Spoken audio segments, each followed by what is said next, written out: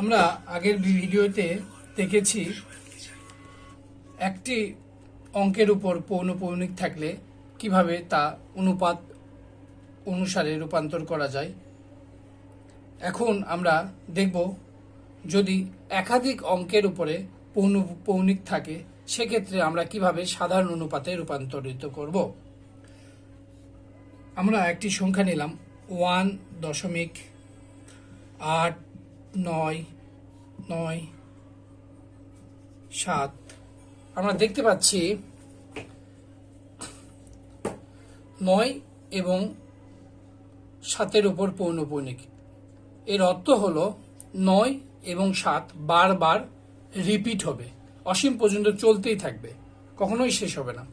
তো এই পৌনঃপুনিককে কিভাবে উঠানো যায় চলুন দেখি।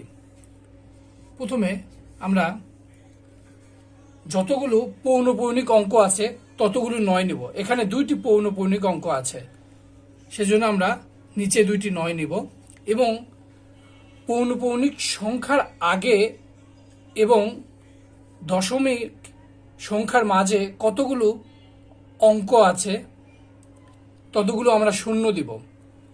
যেহেতু দশমিক এবং পৌনঃপুনিক এই সংখ্যার মাঝে একটি অঙ্ক আছে, সুতরাং একটি শূন্য হবে।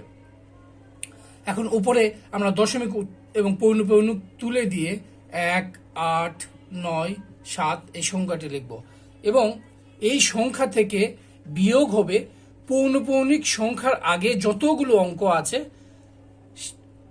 সেই অঙ্কগুলোর সংখ্যা আমরা এখানে লিখব। এখানে দেখতেছি পৌনঃপুনিক সংখ্যার আগে 1 এবং 8 আছে, অর্থাৎ 18।